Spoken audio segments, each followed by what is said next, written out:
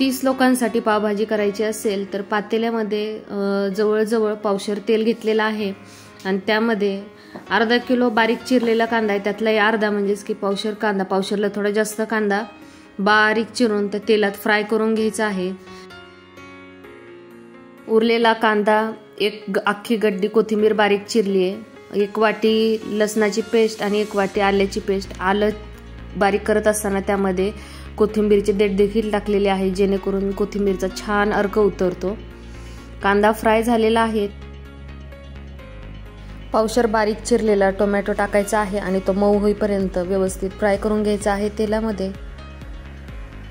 पूर्ण रेसिपी होईपर्यंत मोठ्या दांड्याचा चमचा घ्यायचा आहे, जेणेकरून हाताला वाफ बसत नाही आणि तेलही उडत नाही। एका कुकरमध्ये पावशेर टोमॅटो, पावशेर शिमला मिर्च आणि अर्धा किलो वाटाणा शिजत टाकलेला आहे। तर त्यामध्ये काश्मीरी लाल मिरची पावडर आणि मीठ टाकून ते शिजवलेलं आहे। तर दुसऱ्या कुकरमध्ये पावशेर फ्लॉवर, 2 बीट आणि 1 किलो बटाटा शिजत घातलेला होता, यामध्ये देखील काश्मीरी लाल मिरची पावडर आणि मीठ टाकून शिजवलेला आहे। भाज्यांसोबत कुकरमध्ये 1 वाटी मसूरची डाळ देखील टाकलेली आहे, त्याच्यामुळे भाजीला 4 चांद लागलेले आहेत। तर या सर्व भाज्या स्मॅशरने व्यवस्थित स्मॅश करून घ्यायच्या आहेत। तुमच्याकडे लाकडी स्मॅशर असेल तर त्याने करू शकता, किंवा हे असं स्मॅशर असेल तरी सुद्धा पटकन काही मिनिटातच पूर्ण भाजी स्मॅश होऊन जाते। तर टोमॅटो छान मऊ झालेला आहे, तर त्यात ही आलं आणि कोथिंबीरीची पेस्ट आणि ही लसणाची पेस्ट दोन्ही पेस्ट मिक्स करायच्या आहेत आणि तेलात छान परतून घ्यायच्या आहेत। महिला दिनानिमित्त सर्व मैत्रिणींनी पावभाजी करायचा बेत ठरवला आणि करायला घेतली। तर काही वेळातच पावभाजी तयार झालेली आहे। आलं लसूणचा इतका सुंदर सुगंध येत आहे, वा। तर हे सगळं छान परतून झालेलं आहे, तेल देखील सुटलेलं आहे। तेल सुटल्यानंतर त्यामध्ये 10 वाल्या 4 पुड्या पावभाजी मसाला मिक्स केलेला आहे आणि ही स्मॅश करून झालेल्या आहेत भाज्या दोन्ही पण।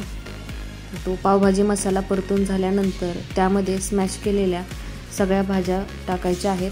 टाकत असताना थोडंसं हळूवारपणे टाकायचे, जेणेकरून हातावर ओढून चटका बसणार नाही। भाज्यासुद्धा त्या स्मॅशरने खूप छान स्मॅश झालेल्या आहेत।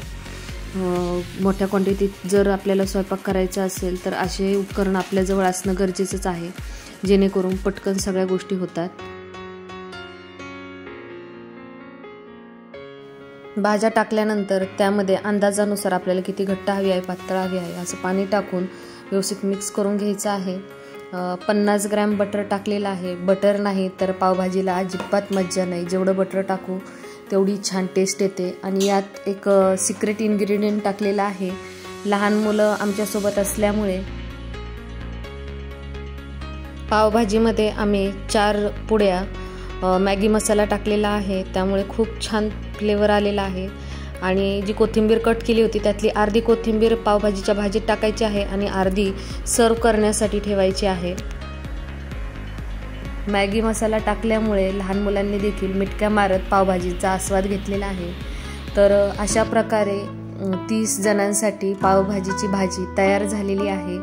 तर तुम्ही देखील कोणाचा बर्थडे असेल, घरात एखादी छोटीशी पार्टी असेल तर घरच्या घरी अशा पद्धतीने पावभाजीची भाजी तयार करू शकता। ही रेसिपी माझी खास मैत्रीण मेघाताईची खास रेसिपी आहे। तर तुम्हाला कशी वाटली ते कमेंट बॉक्समध्ये कळवायला विसरू नका। धन्यवाद।